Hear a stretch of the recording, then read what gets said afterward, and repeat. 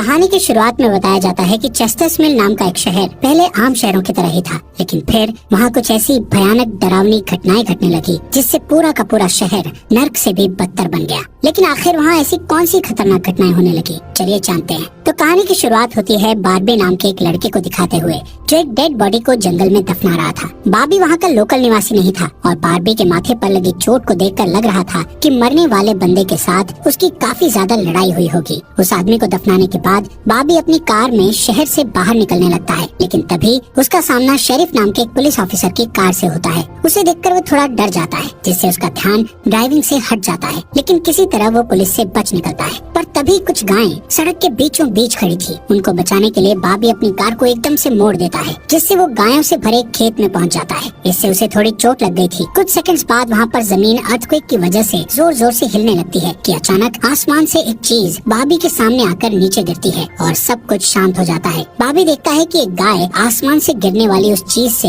2 टुकड़ों में कट चुकी थी। वो डरा हुआ उस चीज को छूने लगता है तो उसे पता चलता है कि वो एक इनविजिबल वॉल है जो इतनी शार्प थी कि इसकी वजह से कई घर भी 2 हिस्सों में कट गए थे। तभी वहाँ जॉय नाम का एक लड़का आकर उससे पूछता है कि तुम ठीक हो या नहीं। वो भी उस इनविजिबल दीवार को देखकर शॉक्ड रह जाता है। दूसरी तरफ शेरिफ और लिंडा को खबर मिलती है कि उस पूरे टाउन की पावर सप्लाई कट गई है। फोन लाइंस बंद हो गई हैं और इंटरनेट भी काम नहीं कर रहा है। यहाँ तक कि सारे सैटेलाइट कनेक्शंस भी काम करना बंद कर गए थे। तभी शहर के ऊपर से उड़ रहा एक प्लेन उस इनविजिबल वॉल से टकराकर क्रैश हो जाता है, जिसे देखकर लोग और भी ज्यादा घबरा गए थे। और ये बात कंफर्म हो जाती है कि ये सिर्फ एक इनविजिबल दीवार नहीं बल्कि एक राउंड शेप डोम यानी गुम्बद है, जिसने आधे शहर को कवर कर लिया है। वहीं दूसरी साइड हम एक रेडियो स्टेशन पर फिल और उसकी असिस्टेंट डोडी को देखते हैं जो सिग्नल लाने की कोशिश कर रहे थे। वो दोनों थोड़ा कंफ्यूज थे कि अचानक सिग्नल क्यों चला गया। यहाँ पर फिल को लगता है कि ये अच्छा मौका है उनकी रेडियो रेटिंग्स को हाई करने का, इसलिए वो दोनों सिग्नल को ठीक करने में लग जाते हैं। वहीं एक फायर ट्रक डोम की दूसरी तरफ से आ रहा था, जिसे देख बार्बी ट्रक वाले को इस इनविजिबल वॉल की तरफ इशारा करता हुआ उसे रुकवाकर क्रैश होने से बचा लेता है। थोड़ी देर बाद वहाँ इन्वेस्टिगेशन करने के लिए कुछ पुलिस वाले आते हैं, पर इस इनविजिबल डोम को समझना उनके बस की बात नहीं थी। उसी समय वहाँ पर एक शहर का काउंसिलमैन जिसका नाम बिग जिम था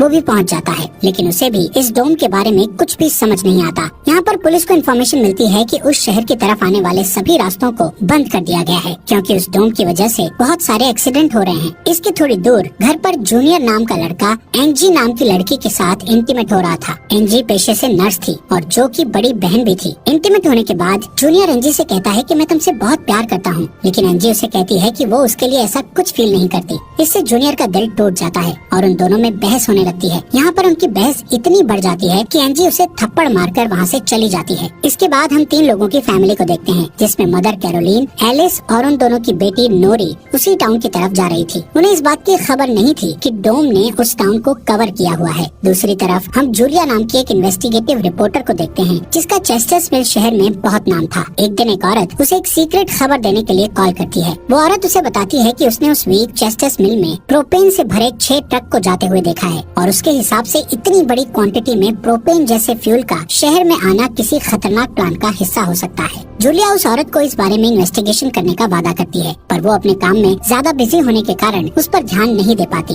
वहीं बिग जिम रेडियो स्टेशन जाकर इमरजेंसी की अनाउंसमेंट करता है। कैरोलीन जो एलिस और नॉरी के साथ शहर में आ रही थी, ये अनाउंसमेंट सुन लेती है, पर उन्हें लगता है कि ये किसी तरह का एडवर्टीजमेंट है, इसलिए वो इस अनाउंसमेंट पर ध्यान नहीं देती और उनकी कार डोम से टकराते टकराते बचती है, क्योंकि उससे पहले दूसरी तरफ से आ रहा एक ट्रक डोम से टकराकर क्रैश हो जाता है, जिसे देखकर वो तुरंत अपनी कार के ब्रेक लगा देती है। इतने बड़े इंसिडेंट को देखकर नॉरी के दौरे पड़ने लगते हैं, जिससे वो बेहोश हो जाती है, लेकिन बेहोश होने से पहले वो किसी पिंक स्टार के बारे में कहती है। अब यहाँ से नॉरी को जल्दी से हॉस्पिटल में ले जाया जाता है, जो कि टाउन में होने वाली घटनाओं से घायल हुए लोगों से भरा पड़ा था। वहीं जूलिया और बार्बी घायल हुए लोगों को हॉस्पिटल ला रहे थे। इसी हॉस्पिटल में जूलिया का हस्बैंड भी डॉक्टर था। वो उससे मिलने जाती है, लेकिन उस वक्त उसका हस्बैंड हॉस्पिटल में नहीं था। हॉस्पिटल में जूलिया को पता चलता है कि उसका हस्बैंड संडे को कभी काम नहीं करता था, पर वो जूलिया को हमेशा झूठ बोलता आ रहा था। हॉस्पिटल के बाहर हम बार्बी और एंजी को मिलते हुए देखते हैं। दोनों को साथ देखकर जूनियर के अंदर एक अलग सी जलन पैदा होती है। वहीं अब टाउन के बॉर्डर्स को सैनिकों द्वारा सील कर दिया जाता है।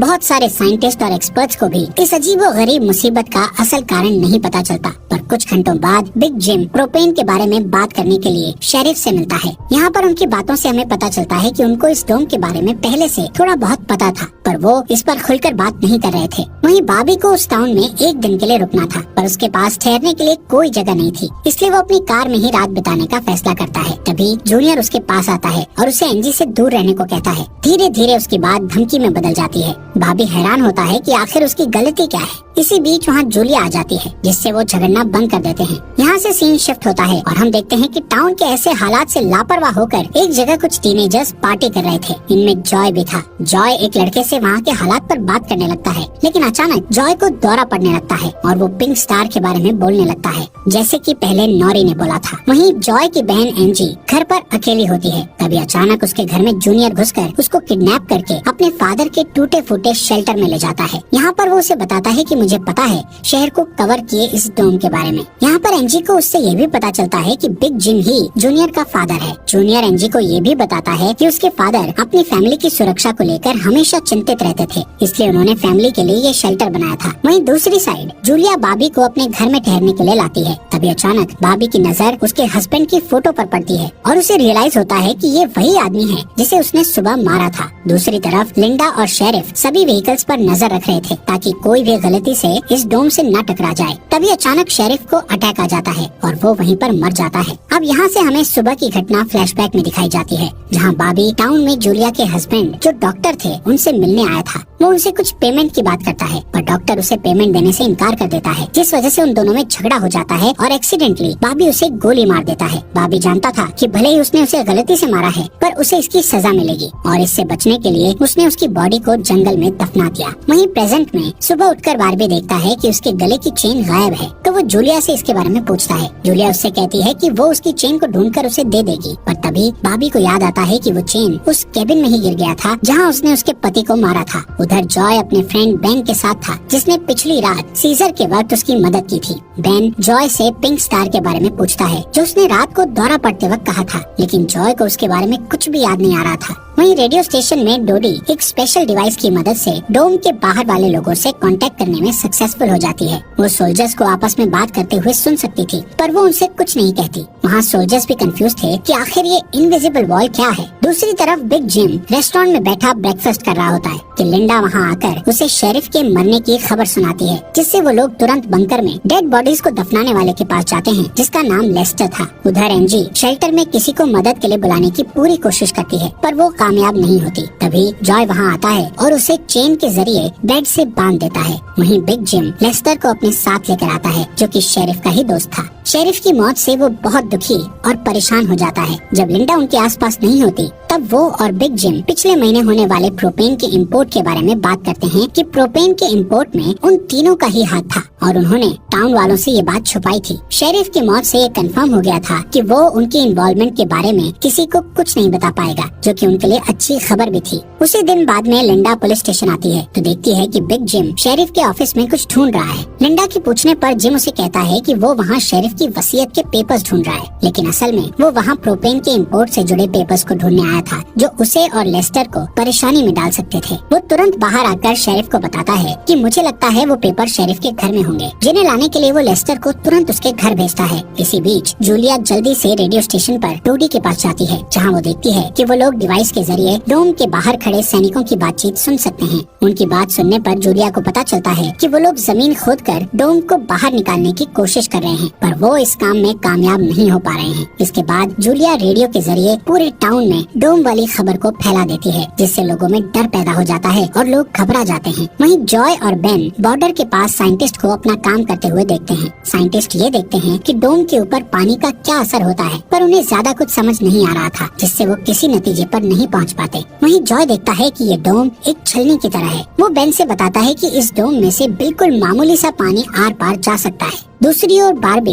अपनी चेन ढूंढने जूलिया के हस्बैंड डॉक्टर के केबिन में जाता है। वहाँ उसे उसका चेन मिल जाता है, पर तभी जूनियर वहाँ आकर उसे देख लेता है। जूनियर उससे पूछता है कि क्या तुम एंजी के साथ सोए थे। यहाँ पर बार्बी को लगता है कि शायद उसने उसे चेन ढूंढते हुए देख लिया है और इसीलिए वो जूनियर को ऐसे ही वहाँ से जाने नहीं दे सकता था, इसलिए वो जूनियर को बहुत बुरी तरह से पीटने लगता है। वहीं हम देखते हैं कि लेस्टर शेरिफ के घर पहुंचकर प्रोपेन इंपोर्ट के पेपर्स को ढूंढने लगता है। कुछ टाइम बाद उसे वो पेपर्स ड्रॉवर में मिल जाते हैं, तभी वो उन्हें जला देता है। जब वो वहाँ से जाने लगता है तो उसका पैर लगने से पेपर्स की आग घर के पर्दों पर लग जाती है, जिससे आग की लपटें पूरे घर में फैल जाती हैं और पूरा घर जलने लगता है, जिसे देखकर जल्दी ही बहुत सारे लोग जमा हो जाते हैं और आग बुझाने की कोशिश करते हैं, पर फायर ट्रक के बिना आग बुझाना नामुमकिन था। अगर वो लोग घर को जलने देते तो डोम के अंदर का टेम्परेचर बहुत बढ़ जाता, जिससे लोगों की जानें भी जा सकती थी, इसलिए सब मिलकर आग बुझाने में लग जाते हैं। बाबी लोगों को आग बुझाने में लीड करता है। तभी लिंडा को घर के अंदर से लेस्टर की चीखने की आवाजें सुनाई देती है। वो अंदर जाकर उसे घसीट कर बाहर निकाल लाती है और इलाज के लिए डॉक्टर के पास भेज देती है। यहाँ पर लोगों को आग बुझाने में 1 घंटे के बाद भी कामयाबी नहीं मिलती,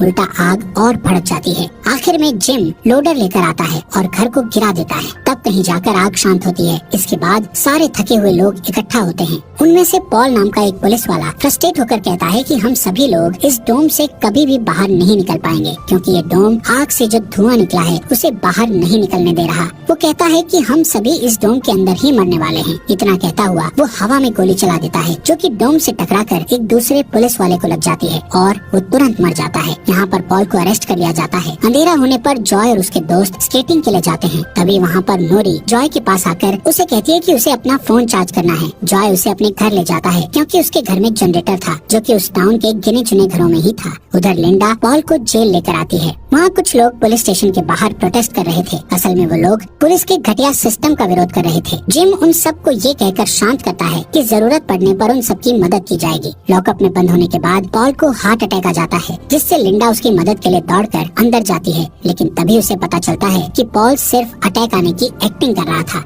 इसी मौके का फायदा उठाकर पॉल उसे धकेलकर उसे लॉकअप में बंद करके वहाँ से भाग जाता है। इधर बंकर में जूनियर फिर से एनजी के पास जाता है। एनजी समझ चुकी थी कि अगर उसे यहाँ से निकलना है तो उसे जूनियर को झूठे जाल में फंसाना पड़ेगा, इसीलिए वो उससे अपने बचपन की यादें साझा करती है, जब वो दोनों एक बंद टनल में जाया करते थे, और कहती है कि हो सकता है डोम का टनल पर कोई असर नहीं हुआ हो, तो वो लोग बाहर जा सकते हैं। यहाँ पर एनजी सोचती है कि अब वो उसके प्यार के जाल में फंस गया है, तो शायद वो उसे छोड़ दे, लेकिन ऐसा कुछ नहीं होता। जूनियर अकेले ही उस टनल में जाने का प्लान बनाता है। वहीं जिम जब पुलिस स्टेशन में आता है तो पॉल की जगह लिंडा को लॉकअप में बंद देखता है। वो तुरंत उसे लॉकअप से बाहर निकालता है। उन्हें पता चलता है कि पॉल अपने साथ एक राइफल और कुछ गोलियां लेकर गया है। लिंडा तुरंत उसकी तलाश में जंगल की ओर निकल जाती है, क्योंकि उसे पता था कि पॉल अक्सर शिकार करने जंगल की तरफ जाया करता था। वहीं जिम पॉल को पकड़ने के लिए एक टीम तैयार करता है। उधर रेस्टोरेंट में बैठी कैरोलीन को नॉरी की फिक्र हो रही थी, क्योंकि वो पिछली रात अपनी दोनों मदर्स को बिना बताए जॉय के घर रुक गई थी। वहीं जिम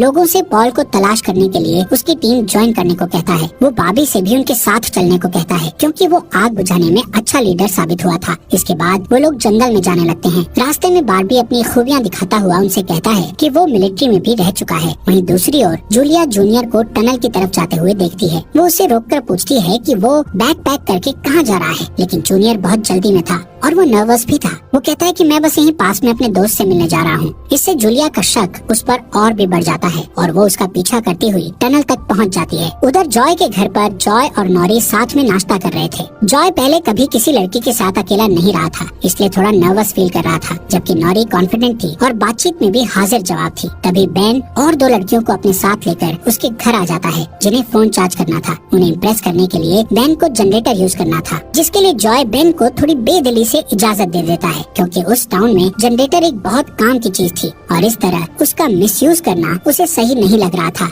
उधर जंगल में हम देखते हैं कि सर्च टीम पॉल को ढूंढ लेती है, पर उसी टाइम पॉल एक लड़के की टांग में गोली मार देता है। दूसरा लड़का भी उसे संभालने के लिए वहीं रुक जाता है, जबकि जिम और बार्बी पॉल के पीछे भागते हैं। दूसरी तरफ जूनियर टनल के आखिरी सिरे पर पहुंच जाता है, जहां पहुंचकर उसे पता चलता है कि डोम ने टनल को भी कवर किया हुआ है। वो दीवार के बिल्कुल करीब पहुंच जाते हैं, जिससे उसकी टॉर्च जलने लगती है। तभी जूलिया वहां आकर उसे वार्न करती है। जूलिया को देखकर जूनियर जूनियर को बहुत गुस्सा आता है क्योंकि वो उसका पीछा कर रही थी। इस बात से जूनियर पागलों की तरह उस इनविजिबल वॉल को मुक्के मारने लगता है, जिससे जूलिया उसे रोकती है। फिर दोनों बैठकर बात करने लगते हैं। जूलिया उसे बताती है कि अपने पास्ट में की गई एक गलती की वजह से वो जर्नलिस्ट की इस बेकार सी जॉब में फंस गई है। उधर जॉय का घर लोगों से भर जाता है जो अपनी अपनी जरूरत के लिए उसके जनरेटर को यूज करने के लिए आए थे। एक बदमाश लड़का लोगों से जनरेटर यूज करने के बदले में पैसे वसूलने की कोशिश करता है, जो कि उसका था ही नहीं, लेकिन उसके खिलाफ बोलने की किसी में हिम्मत नहीं थी। ये देखकर नॉरी सब कुछ हैंडल करने के लिए आगे बढ़ती है, पर मामला और भी ज्यादा गर्म हो जाता है। लेकिन इससे पहले कि कुछ गलत होता तभी लाइट ही चली जाती है। नॉरी इस बात से बहुत खुश होती है कि जॉय ने उस बहस में उसका साथ दिया। वहीं जंगल में बॉबी और जिम पॉल तक पहुंच जाते हैं, पर पॉल ने अपनी राइफल निकाल रखी थी, जिससे वो जिम को मारने ही वाला था कि तभी पीछे से लिंडा आकर उसे शूट कर देती है। दूसरी साइड कैरोलिन जॉय के घर जाकर अपनी बेटी नोरी से मिलती है। वो नोरी से कहती है कि उसे थोड़ा जिम्मेदार बनना चाहिए। उसकी डांट सुनकर जॉय और नोरी